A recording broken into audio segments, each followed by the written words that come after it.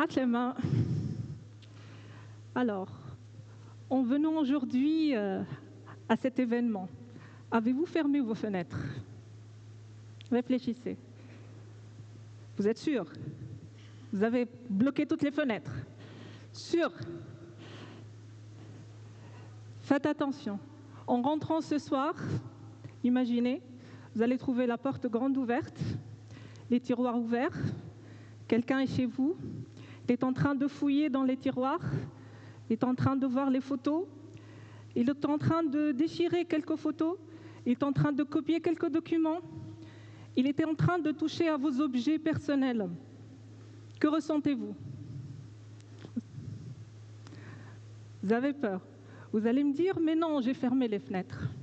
Ok, regardez dans votre poche, regardez dans votre sac, regardez autour de votre poignet, regardez autour de vous, dans votre salon, dans votre voiture, dans votre chambre à coucher. Qu'est-ce qu'il y a? Il y a des objets connectés partout, partout. Et ces objets pas connectés, c'est des petites fenêtres en fait, qui vont laisser entrer pas quelqu'un qui veut voler quelques photos ou quelques bijoux, mais il va laisser entrer peut-être un hacker qui vit à l'autre bout du monde, qui vous veut du mal ou veut vous utiliser pour faire du mal à quelqu'un d'autre. En fait, d'ici la fin 2025, on a à peu près 50 milliards d'objets connectés. Vous imaginez le nombre de petites fenêtres qui existent et qui peuvent être utilisées pour nous atteindre et pour atteindre nos informations?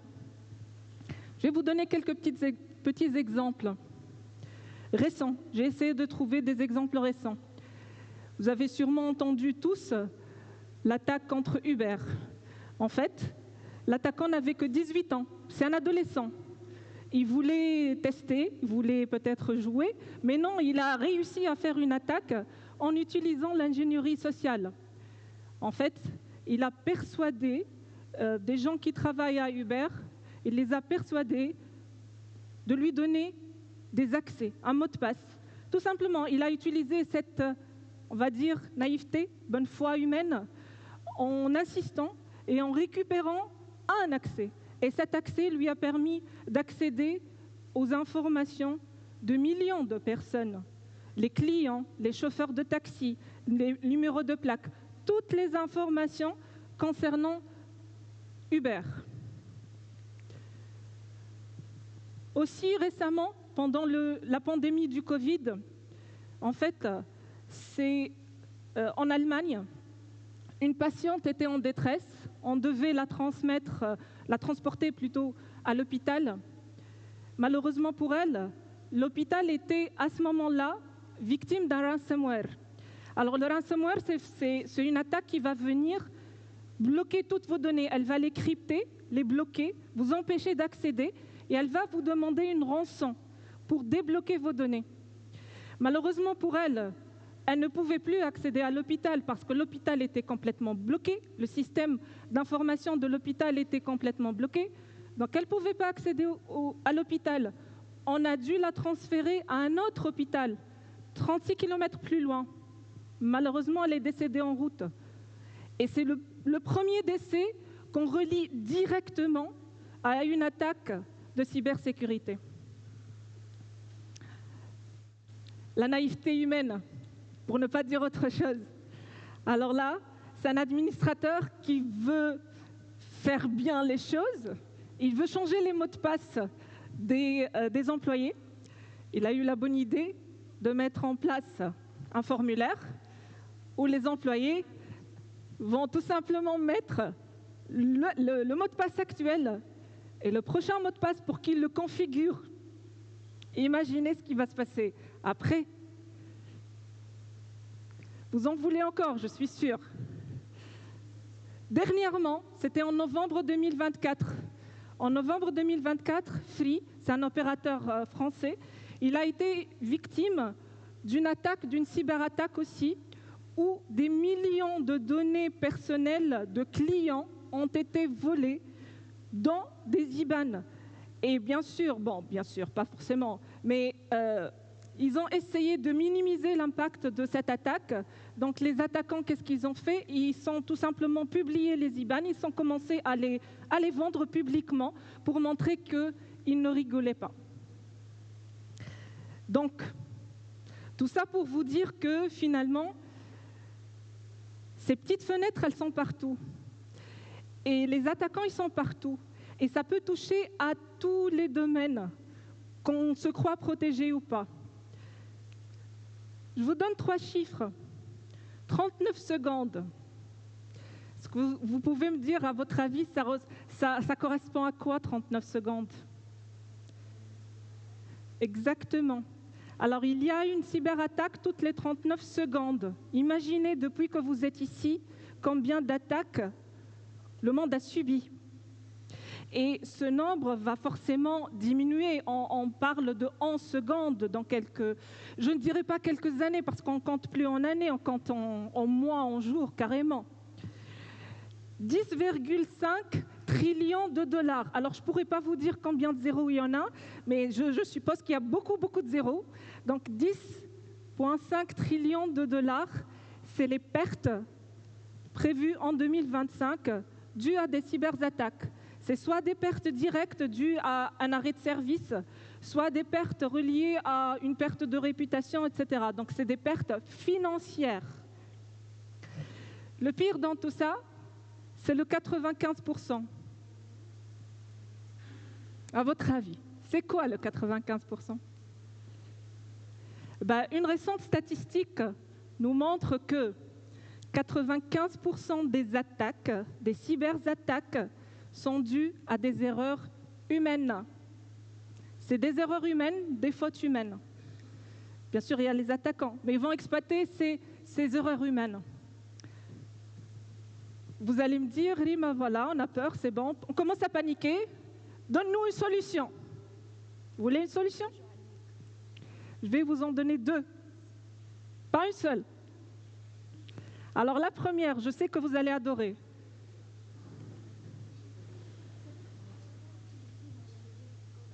Mais on n'a pas besoin de solution, il n'y a rien. Il n'y a pas. Quel est l'enjeu? Il n'y a pas d'enjeu. Et alors, même si on est attaqué, et alors, ça n'arrivera pas à nous, ça arrivera aux autres, pas à nous. Ça, c'est la première solution, c'est de nier, c'est d'être dans le déni total et de se dire, ça ne nous arrivera pas, forcément. Nous, on n'est pas ce genre de personnes. Sinon, il y a la deuxième solution. La deuxième solution, c'est d'agir. C'est de prendre des actions et d'agir pour changer les choses. OK? Je suppose que vous allez me dire, OK, c'est toi la professionnelle de la cybersécurité, agis. Avec tes amis, tes copains, fais ce que tu veux, agis. Nous, on est là, on n'est pas des professionnels de la cybersécurité. Justement, qui doit être impliqué dans ce processus? Répondez-moi. Tout le monde. Pourquoi tout le monde? Allez, levez la main ceux qui n'ont pas changé leur mot de passe depuis plus de 3 mois. Levez la main. Levez la main ceux qui utilisent le même mot de passe pour plusieurs plateformes. Levez la main. Levez la main ceux qui se connectent à une borne Wi-Fi publique juste pour 3 secondes. Et levez la main ceux qui mettent une clé USB juste pour imprimer un document, c'est quelques secondes. Et levez la main ceux qui délayent ou reportent une mise à jour parce qu'ils n'ont pas le temps. Vous voyez? Vous êtes concernés, vous êtes responsables. En fait, dans la cybersécurité, dans ce processus, notre sécurité à tous, elle est équivalente à la sécurité du maillon le plus faible. C'est le maillon le plus faible qui va définir notre niveau de sécurité à tous. Donc ne soyez pas le maillon faible, s'il vous plaît. Il ne faut pas être ce maillon faible. Vous allez me dire, OK, c'est bon, on ne sera pas le maillon faible. Mais là, on vit en 2025. Il y a de l'intelligence artificielle partout, il y a des outils partout. Nous, on va utiliser ces outils et c'est bon. On sera parfait. OK. Réfléchissons ensemble. De quoi a-t-on besoin au niveau de la cybersécurité? On a besoin d'analyser un très grand volume de données, forcément. OK. On a besoin de répondre assez rapidement. On aimerait bien arrêter les attaques dès qu'elles se produisent, pas après des semaines ou des mois. OK. On aimerait bien aussi diminuer ce problème ou trouver une solution à ce problème de pénurie de talents en cybersécurité. Parce que, et là je vois des jeunes, en fait, il nous manque dans le monde 4 millions d'experts en cybersécurité. Je dis experts, c'est professionnel. Le monde a besoin de 4 millions de personnes qui travaillent dans la cybersécurité et ils n'en trouvent pas. On n'en a pas. OK. Donc ça, c'est les problèmes, si vous voulez, de la cybersécurité. Voyons l'intelligence artificielle de l'autre côté. L'intelligence artificielle, qu'est-ce qu'elle va nous apporter? OK. Elle va nous apporter des outils qui travaillent 24 heures sur 24, 7 jours sur 7. Ils ne vont pas demander de congé, ni de congé de maternité, ni de paternité, ni de mariage, ni rien du tout. Ils ne vont rien demander, c'est des outils qui travaillent tout le temps. C'est bien. Ils nous permettent d'avoir ce qu'on appelle une analyse prédictive, c'est-à-dire qu'on ne va pas être juste en train de réagir à l'attaque, mais on va essayer de prédire l'attaque, de dire « Ah, là, c'est suspect, on risque d'avoir une attaque » et donc, ça nous permet de réagir, si vous voulez, ou d'agir carrément avant l'attaque. C'est bien. Ça nous permet justement d'éviter ce problème de pénurie de talent. Il y a des outils qui vont automatiser certaines tâches. C'est bien. Ça va nous permettre aussi d'avoir beaucoup plus d'efficacité parce que ce grand volume de données qu'un être humain aura du mal à analyser dans un temps assez court, ben les outils IA, eux, ils pourront. Donc, on a trouvé la solution miracle. C'est bon? Demandons à l'expert. Pardon, avant. Je peux passer. Voilà. Demandons à l'expert. Ben oui. On ne peut pas ne pas lui demander, c'est pas possible. Donc, je lui ai demandé, en votre nom, bien sûr, je lui ai dit, voilà, l'audience aimerait bien savoir, est-ce que l'intelligence artificielle sera le futur de la cybersécurité? Et donc, nous, on peut dormir sur nos deux oreilles, aucun problème. Il y a des outils qui vont se charger de tout cela. Eh bien, ce qu'il m'a répondu, c'est que l'intelligence artificielle, ce n'est pas un ange ni un démon. En fait, c'est un outil. Et comme tout outil, il donnera les résultats selon celui qui va le manipuler, selon les données qu'on va lui fournir, selon ce qu'on va lui demander. C'est-à-dire, et ben là je reviens ici, c'est-à-dire que si vous lui donnez des données qui sont biaisées, discriminatoires, ben les résultats seront biaisés, discriminatoires. C'est aussi simple que ça. Vous fermez les yeux 2 secondes, je vous dis, pensez à un expert en cybersécurité. Qu'est-ce que vous voyez? Automatiquement, sans réfléchir. Vous voyez un homme, généralement, avec une capuche dans un endroit sombre. Voilà, c'est le stéréotype en fait. Et ce stéréotype, il sera transmis à l'outil. C'est un des stéréotypes. Là, je ne parle pas forcément de ça exactement. Mais ça montre que les outils d'intelligence artificielle, ils vont avoir nos discriminations. Ils seront biaisés. OK. Le respect de la vie privée, vous donnez toutes vos informations pour que l'outil IA vous sécurise. OK. Mais il aura vos informations. Comment est-ce que vous allez gérer par la suite tout ce qui est respect de vie privée? La transparence. Généralement, lorsqu'on va répondre, on va dire ça c'est une attaque, ça c'est pas une attaque, on va arrêter telle attaque de telle façon ou autre. Ben, on aimerait bien savoir comment ça a été fait. Les outils d'intelligence artificielle, c'est des boîtes noires. On sait ce qu'on leur donne, on a un résultat, on ne sait pas ce qui se passe à l'intérieur. On n'a pas forcément de visibilité sur ce qui se passe à l'intérieur. Et ça, c'est exactement le contraire de ce qu'on veut au niveau de la cybersécurité. Bien sûr, malheureusement, l'IA, c'est une arme à double tranchant. C'est vrai que nous, citoyens honnêtes, modèles, etc., on va l'utiliser pour sécuriser nos données, nos systèmes. Mais de l'autre côté, ceux qui sont malveillants, qui ont des intentions malveillantes, ils pourront utiliser les mêmes outils. C'est ça le pire. C'est les mêmes outils qui seront utilisés pour faire exactement le contraire. Et bien sûr, la responsabilité. Qui sera responsable? Un outil d'intelligence artificielle qui prend une décision, la décision elle est fausse, qui va assumer? L'outil, son créateur, son développeur, celui qui l'a utilisé, celui qui l'a commandé, qui est responsable? Et là, on parle de vies de personnes, comme je vous l'ai montré, on parle de millions, voire de trillions de dollars de pertes. Qui assumera ces responsabilités? Est-ce que l'IA pourra l'assumer? Donc en fait, finalement, ce qu'il faudra retenir, c'est que c'est vrai que nous avons des outils d'IA, mais comme l'a si bien dit ChatGPT, il a dit que l'outil d'intelligence artificielle avec l'être humain, ils doivent fonctionner dans une symbiose complète. Ils doivent se compléter, ils se complètent.